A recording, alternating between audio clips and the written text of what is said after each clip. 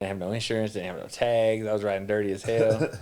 And I couldn't get a driver's license, you know what I mean? Because I had warrants and stuff. So he checks me out. He finds out I got warrants in Texas. He's like, "You're going to jail." And Wow. she's like, "What are you talking about warrants?" You know, she didn't even know nothing about it. And then I was like, "You stupid ass. That's why I told you not to be hitting me while we're driving." You know what I mean? And so I go to jail in West Virginia. So she had no clue.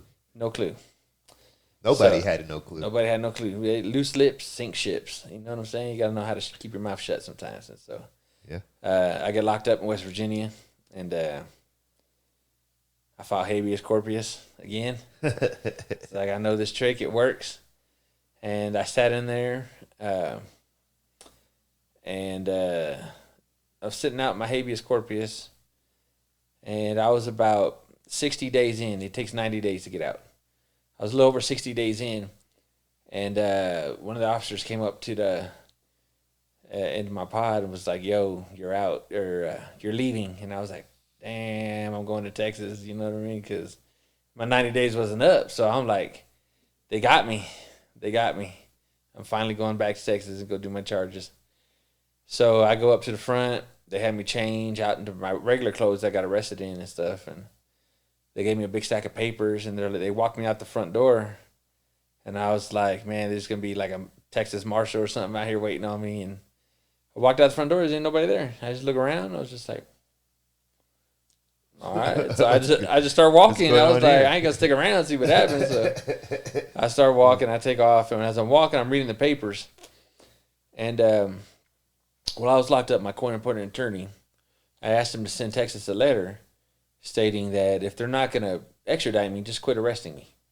If I outside the state of Texas, just stop arresting me. But drop the charges, or drop the like the countrywide warrant. You know, just leave it in the state of Texas only. I won't go back to the state of Texas. But if you're not going to extradite me, you're just wasting my time. You're wasting taxpayer money. Just, you know what I mean. So he sent him a letter like that.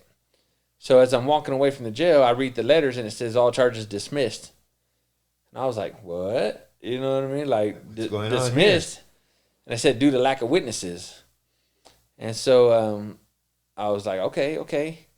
And then turns to find out, I find out later on that, like years later, that the guy who snitched on me, he's gone. Some of the officers involved in my arrest got fired. Some of them went to jail, and they're on charges for other stuff. They're crooked. Just everything. Everybody involved in my case, just it all fell apart. So they dismissed everything. They just let it go. And I got lucky. So at that point, I'm a free man now. You know what I mean? 11 years on the run, and I'm totally free. So people just joining us. We're talking with Anthony Carwell, small business owner in Huntington, West Virginia. He's telling us about his story, going from a hustler to fugitive to successful entrepreneur. All right.